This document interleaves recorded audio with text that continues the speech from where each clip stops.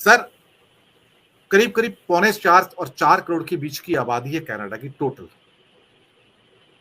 हिंदुस्तान 140 करोड़ है सर, और वो 4 करोड़ की आबादी का जो टर्नओवर है सर, जीडीपी, वो $2.1 ट्रिलियन सर। और हम तो $3 ट्रिलियन वाले हैं सर, 140 करोड़ पे सर। हमारा तो टोटल मिला के $400 बिलियन का एक्सपोर्ट है इंडिया का।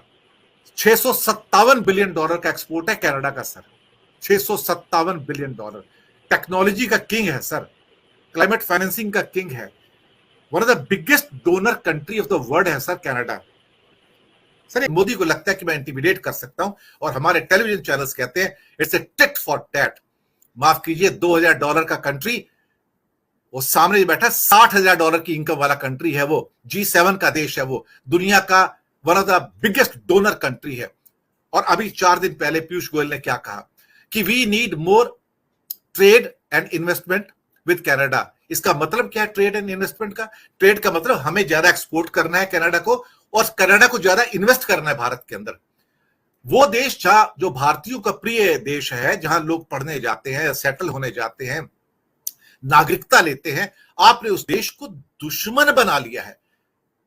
इतना बड़ा कूटनीतिक फेलियर, अपने लिए कुल्हाड़ी पे पैर मार दिया है। और आज विद इन 24 आवर्स विज्ञप्ति आती है ब्रिटेन की, ऑस्ट्रेलिया की, अमेरिका की।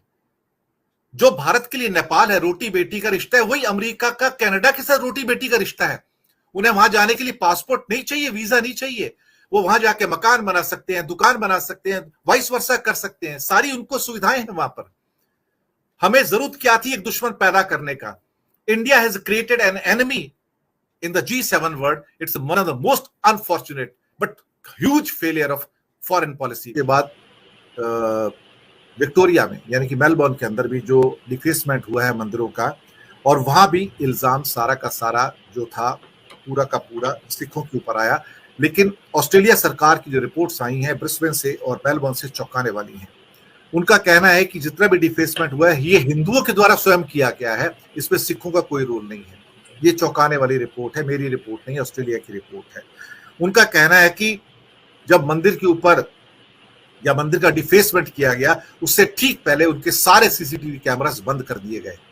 सारे सीसीटीवी कैमरास बंद कर दिए गए ताकि उनकी रिकॉर्डिंग वहां पर ना हो सके। तो ये इल्जाम वहां से निकल कर आया है। और दोनों जगह की जो रिपोर्टिंग आई है वो कहते हैं कि जो विक्टोरिया का यानी कि मेलबोर्न का एग्जाम्पल था, जो उसकी मोडस ऑपरेंडी थी, उसको क्वींसलैंड ब्रिस्बेन के अंदर भी फॉलो किया गया।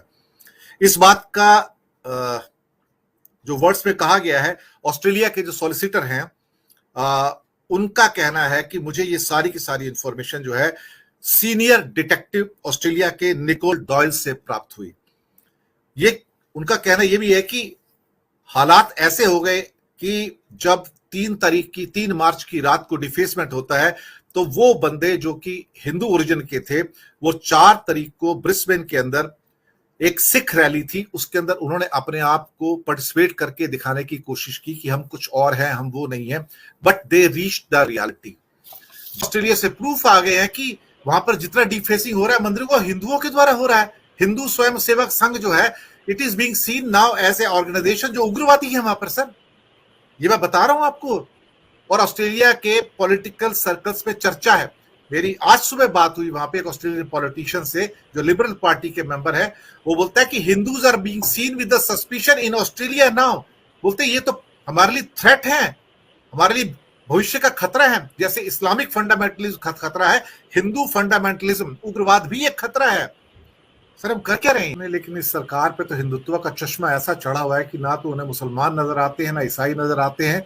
और सिखों जैसी कौम के ऊपर अब ये जो अटैक कर रहे हैं इस समय, इसके नतीजे बहुत बुरे होंगे। सतपाल मलिक ने इस बार एक बार कहा था कि मैंने मोदी जी से कहा था पर्सनली मिलकर कि सिखों को हाथ मत लगाना, कहीं ऐसा ना हो कि जो हाथ लगाता है फिर वो बचता नहीं है।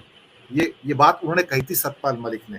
लेकिन इस किस्म की बेहूदगी, बेहयाई और जाहिलपन मैंने विदेश नीति में अपने जीवन में कभी नहीं देखा जो इस समय हो रहा है।